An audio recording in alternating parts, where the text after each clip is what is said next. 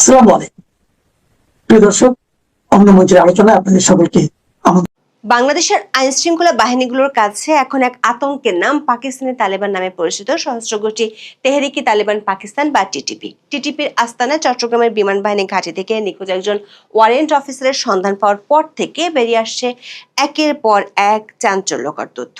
এমন তথ্যের পর বিমান বাহিনীর ভেতরে উগ্রবাদী সংশ্লিষ্টতা খতিয়ে দেখতে গিয়ে শুধু বিমানেই নয়, সেনা, নৌ এবং সবশেষ পুলিশ বাহিনীতেও টিটিপির সাথে জড়িত আছে এমন সন্দেহভাজন সদস্যের খোঁজ পেয়েছে সংশ্লিষ্ট বাহিনীগুলোর গোয়েন্দারা। আর তাতে বাহিনীগুলোতে শুরু হয়েছে শুদ্ধি অভিযান। সংশ্লিষ্ট সূত্রগুলো বলছে বাহিনীগুলোতে টিটিপির সাথে সংশ্লিষ্ট আছেন এমন 40 থেকে 50 জন সন্দেহভাজনের বিরুদ্ধে প্রাথমিকভাবে তদন্ত চলছে। তবে বাহিনীগুলোতে অভিযান চালালেও তেহরিকি তালেবান পাকিস্তান টিটিপির জন্য যেসব বেসামরিক নাগরিক বাংলাদেশ থেকে সদস্য সংগ্রহ করত তারা ধরাছোঁয়ার বাইরে রয়ে গেছে, আর তাতে বাড়ছে জঙ্গি হামলার আশঙ্কা। সে কারণে দেশের 8টি বিমানবন্দর সহ প্রায় সবগুলো কি পয়েন্ট ইনস্টলেশন বা কেপিআই স্থাপনার নিরাপত্তা জোরদারে উচ্চ মাত্রার সতর্কতা জারি করা হয়েছে। পুলিশের বিশেষ শাখার একাধিক সূত্র নিশ্চিত করেছে 4 ক্যাটাগরির কেপিআই স্থাপনার মধ্যে প্রথম 2 ধরনের স্থাপনাগুলোতে সর্বোচ্চ সতর্কতা অবলম্বনের জারি করার নির্দেশ এসেছে। প্রশ্ন হলো, এমন সতর্কতা জারি আর জঙ্গি হামলা কিংবা জঙ্গিদের তৎপরতা হঠাৎ করে দেখা যাচ্ছে কেন? বিএনপি সরকার ক্ষমতায় আসার 2 মাসের মধ্যে কি এমন হলো যে জঙ্গিদের তৎপরতা বেড়েছে বলা হচ্ছে? পুলিশ ও একাধিক বাহিনীর গোয়েন্দা সংস্থার কর্মকর্তারা বলছেন দেশের প্রায় সবগুলো বাহিনীতে জঙ্গিদের এমন তৎপরতা হঠাৎ করে বাড়েনি, বরং বিগত অন্তর্বর্তী সরকারকে গত বছরের জুলাই মাসে একটি বিদেশি দেশের রাষ্ট্রদূত বিশেষভাবে সতর্ক করার পরও ইউনূস সরকার কোনো ব্যবস্থা নেয়নি। এখন প্রশ্ন উঠেছে, ইউনূসের উপদেষ্টা পরিষদের যেসব প্রভাবশালী সদস্য এই জঙ্গিদের মদত দিত তাদেরকে কি আইনের আওতায় আনা হবে, নাকি তারা রাঘব বল বলে ধরাছোঁয়ার বাইরে থেকে যাবেন? বিস্তারিত জানতে চলুন যাওয়া যাক বিশ্লেষণে।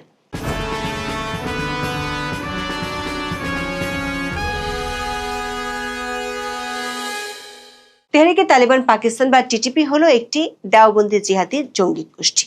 তারা পাকিস্তানি তালেবান নামেও পরিচিত। এটি মূলত আফগান পাকিস্তান সীমান্তের 2 পাশেই সক্রিয়। 2007 সালের ডিসেম্বরে বায়তুল্লাহ মেহসুদের নেতৃত্বে পাকিস্তানের ফেডারেল শাসিত উপজাতি এলাকার বিভিন্ন জঙ্গি গোষ্ঠীকে একত্র করে টিটিপি গঠিত হয়। আল কায়দা জঙ্গিদের বিরুদ্ধে পাকিস্তানি সামরিক অভিযানের প্রতিক্রিয়া হিসেবে এর জন্ম। মার্কিন ড্রোন হামলায় বেশ কয়েকজন বড় নেতার মৃত্যুর পর গোষ্ঠীটি একসময় দুর্বল হয়ে যায়। তবে বর্তমান নেতা নূর ওয়ালি মেহসুদের নেতৃত্বে 2020 সাল থেকে তারা আবার ঐক্যবদ্ধ হতে শুরু করে। এর ফলে জামাতুল আহরারের মতো দলগুলো পুনরায় টিটিপিতে যোগ দেয়, যা তাদের শক্তি ও হামলার সক্ষমতা বাড়িয়ে তোলে। 2021 সালের আগস্টে আফগানিস্তানের তালেবান সরকার ক্ষমতায় ফিরে আসার পর টিটিপি আরও শক্তিশালী হয়। পরে তালেবান সরকার পাকিস্তান ও টিটিপির মধ্যে শান্তি আলোচনায় মধ্যস্থতা করে। এর মাধ্যমে একটি স্বল্পস্থায়ী যুদ্ধবিরতি হয় এবং টিটিপির বন্দীরা পাকিস্তান থেকে মুক্তি পান। তবে 2021 সালের ডিসেম্বরে যুদ্ধবিরতি শেষ হওয়ার পর টিটিপি আফগানিস্তান থেকে পাকিস্তানি নিরাপত্তা বাহিনীর উপর হামলা বাড়িয়ে দেয়। টিটিপির হয়ে যুদ্ধ করতে বাংলাদেশিরা আফগানিস্তান ও পাকিস্তানে যায় এমন তথ্য বিভিন্ন সংবাদ মাধ্যমে প্রকাশিত হয়েছে। 2025 সালের 27 এপ্রিল উত্তর ওয়াজিরিস্তানে পাকিস্তান সেনাবাহিনীর বোমা হামলায় টিটিপির 54 জন সদস্যের সঙ্গে আহমেদ জোবায়ের নামের এক বাংলাদেশি নিহত হওয়ার খবর পাকিস্তানি গণমাধ্যমে প্রকাশিত হয়। 2025 সালে অন্তত 4 জন বাংলাদেশি পাকিস্তান সেনাবাহিনীর সঙ্গে যুদ্ধ করতে গিয়ে নিহত হয়েছেন। এসব ঘটনার পর পাকিস্তানের টিটিপির সঙ্গে সংশ্লিষ্টতার অভিযোগে গত বছর জুলাই মাসে বাংলাদেশে অন্তত 2 জনকে গ্রেপ্তার করেছে পুলিশ। এদের মধ্যে একজন ছিলেন শামীম মাহফুজ, যিনি জঙ্গি তৎপরতার অভিযোগে আওয়ামী লীগ আমলে 3 বার গ্রেপ্তার হয়েছিলেন। শামীম মাহফুজের নেতৃত্বে টিটিপির জন্য সংগ্রহ করা এসব সদস্য ইউনূস সরকারের আমলে বাংলাদেশের ঢাকার মার্কিন দূতাবাসে হামলার হুমকিও দিয়েছিল।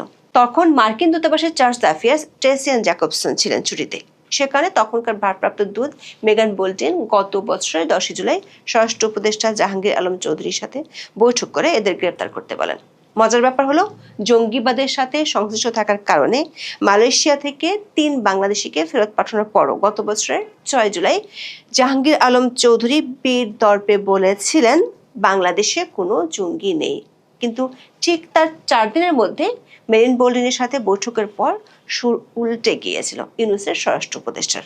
ওই দিন জঙ্গি থাকার কথা স্বীকার করে নিয়ে ঢাকার বারিধারা ডিপ্লোম্যাটিক এরিয়ার জন্য বিশেষ নিরাপত্তা ব্যবস্থা করা হয়। নিয়মিত নিরাপত্তা বাহিনীর পাশাপাশি সেখানে কোস্টগার্ডও মোতায়েন করা হয়েছিল। অন্তর্বর্তী সরকারের 2 উপদেষ্টার বিরোধিতা সত্ত্বেও 15 জুলাই শামীম মাহফুজকে গ্রেপ্তার করে পুলিশ। তারপরও বাংলাদেশে টিটিপির তৎপরতা থেমে থাকেনি, যে কারণে ছুটি থেকে ফিরে ট্রেসিয়ান জ্যাকবসন 28 জুলাই মোহাম্মদ ইউনূসের সাথে দেখা করে বিষয়টি নিয়ে উদ্বেগ জানান।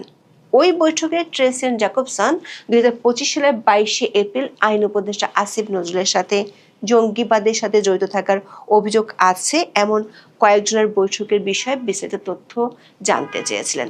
পুলিশের বিশেষ শাখার সূত্রগুলো বলছে, বিভিন্ন সংস্থার পক্ষ থেকে জঙ্গি তৎপরতা বাড়ার ব্যাপারে ইউনূস সরকারের শীর্ষ মহলকে বারবার সতর্ক করলেও অন্তর্বর্তী সরকার তখন ছিল চুপ। উল্টো যেসব পুলিশ কর্মকর্তা তদন্ত করতে চাইতো তাদেরকে রিমোট এলাকায় ট্রান্সফার করা হতো। এরই ফাঁকে দেশের আইন শৃঙ্খলা বাহিনীগুলোতে ছড়িয়ে পড়ে টিটিপির সদস্য সংগ্রহ কার্যক্রম।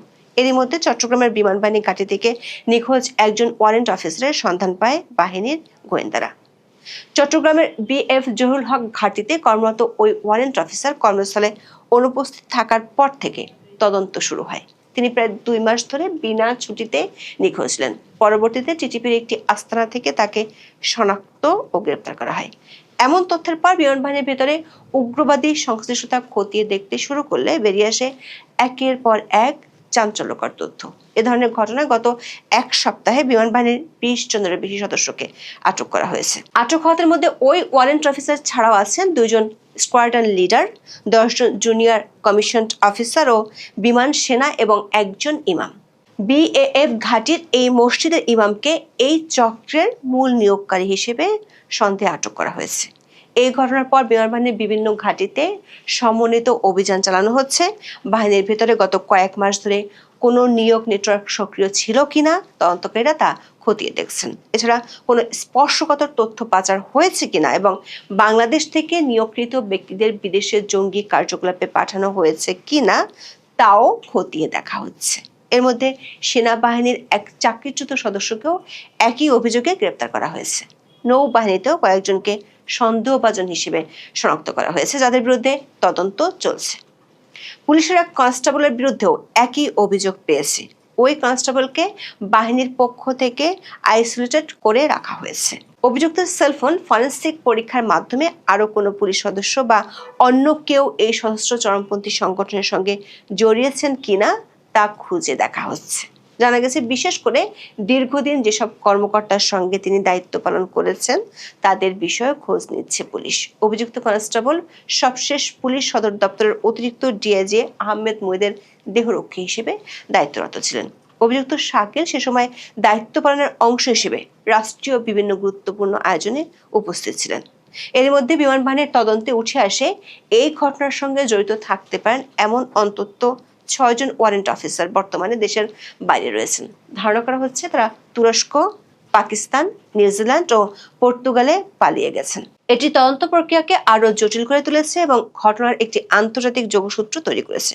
সবচেয়ে ভয়ঙ্কর তথ্য হলো, কক্সবাজার উখিয়া এলাকায় একটি প্রশিক্ষণ কেন্দ্র স্থাপনার চেষ্টার ইঙ্গিত পাওয়ার পর গোয়েন্দা নজরদারি জোরদার করা হয়েছে। নিরাপত্তা সংস্থাগুলোর সামরিক বাহিনীর স্পর্শকাতর তথ্য ফাঁসের মতো ঝুঁকির বিষয়টি গভীরভাবে খতিয়ে দেখছে। অবস্থা বেগতিক হয়ে যাওয়ায় বিষয়টি ভাবিয়ে তুলে সরকারকে। আইন শৃঙ্খলা রক্ষাকারী বাহিনীও এখন নড়ে চড়ে বসেছে। পুলিশ সদর দপ্তর থেকে সারা দেশে পুলিশ ও গোয়েন্দা সংস্থাকে সর্বোচ্চ সতর্কতায় থাকতে নির্দেশ দেওয়া হয়েছে। গত 23 এপ্রিল পুলিশ সদর দপ্তর থেকে জারি করা এক চিঠিতে বলা হয়েছে, সম্প্রতি গ্রেপ্তার হওয়া উগ্রবাদী সংগঠনের সদস্য ইশতিয়াক আহমেদ সামির কাছ থেকে পাওয়া তথ্যে হামলার আতঙ্ক ছড়িয়ে পড়ে। জাতীয় সংসদ ভবন সহ দেশের গুরুত্বপূর্ণ স্থাপনাগুলোতে নিষিদ্ধ ঘোষিত উগ্রবাদী সংগঠন হামলা চালাতে পারে এমন আশঙ্কায় নিরাপত্তা জোরদারের নির্দেশ দেওয়া হয়। চিঠিতে সম্ভাব্য হামলাকারী হিসেবে 2 সেনা সদস্যের কথা তুলে ধরা হয়। তবে দ্য ডিসেন্টার এক খবরে বলা হয়েছে, এদের মধ্যে রাহেদ হোসেন মাহেদ সেনা সদস্য হলো, রাকিব সেনা সদস্য নন। পুলিশের বিশেষ শাখার সূত্রগুলো বলছে, জঙ্গি হামলার আশঙ্কা প্রথম দিকে সিরিয়াসলি নেওয়া হয়নি, কিন্তু পরবর্তী তদন্তে প্রায় সবগুলো বাহিনীতে জঙ্গিবাদের সাথে সংশ্লিষ্টদের তথ্য উঠে আসলে নড়েচড়ে বসে সরকার। সংশ্লিষ্ট দপ্তরগুলোতে বিশেষ সতর্ক বার্তা পাঠাতে বাধ্য হয়। কি পয়েন্ট ইনস্টলেশন বা কেপিআই স্থাপনাগুলো নিরাপত্তা বাড়ানোর বিশেষ নির্দেশনা দেওয়া হয়েছে। দর্শক, বাংলাদেশের নিরাপত্তার গুরুত্ব অনুযায়ী 1A, 1B, 2 এবং 3 এই 4টি ক্যাটাগরিতে কেপিআই স্থাপনাগুলোকে ভাগ করা হয়। এর মধ্যে ক্যাটাগরি 1A ভুক্ত প্রতিষ্ঠানগুলোতে সর্বোচ্চ স্তরের নিরাপত্তা প্রদান করা হয়। এগুলো হলো বঙ্গভবন, গণভবন, জাতীয় সংসদ ভবন, সচিবালয়, সিকিউরিটি প্রিন্টিং কর্পোরেশন এবং রূপপুর পারমাণবিক বিদ্যুৎ কেন্দ্র ও বাংলাদেশ ব্যাংক। দ্বিতীয় ক্যাটাগরির স্থাপনাগুলো হলো চট্টগ্রাম ও মংলা সমুদ্র বন্দর, প্রধান বিমানবন্দর সমূহ, পেট্রোবাংলা ও বাখরাবাদ গ্যাস ফিল্ড, দেশের একমাত্র তেল শোধনাগার ইস্টার্ন রিফাইনারি লিমিটেড এবং বড় বিদ্যুৎ কেন্দ্রগুলো। 27 এপ্রিল বেসামরিক বিমান চলাচল কর্তৃপক্ষের chairman air vice marshal Mustafa Mahmud Siddique সাংবাদিকদের সঙ্গে এক মত বিনিময় সভায় বলেছেন, পুলিশ সদর দপ্তরের চিঠির পর দেশের 8টি বিমানবন্দরের নিরাপত্তায় সর্বোচ্চ সতর্কতা জারি করা হয়েছে। বিমানবন্দরগুলো সবসময় কঠোর নিরাপত্তা বলায় থাকে। এরপরও পুলিশ সদর দপ্তরের চিঠি পাওয়ার পর নিরাপত্তা আরও বাড়ানো হয়েছে। পুলিশের বিশেষ শাখার কর্মকর্তারা বলেছেন, ক্যাটাগরি 1 ও 2 সবগুলো কেপিআইভুক্ত প্রতিষ্ঠানে বিশেষ সতর্কতামূলক ব্যবস্থা নেওয়া হয়েছে। প্রশ্ন উঠেছে, দেশে হঠাৎ করে যেহেতু জঙ্গি তৎপরতা বাড়েনি এবং এটি আগে থেকেই ছিল, সেখানে অন্তর্বর্তী সরকার আমলে যারা এর পৃষ্ঠপোষক ছিল তাদের কি আইনের আওতায় আনা হবে? এখন এ পর্যন্ত সবাই ভালো থাকুন, সুস্থ থাকুন, নিরাপদে থাকুন। দেখা হবে আগামী পর্বে।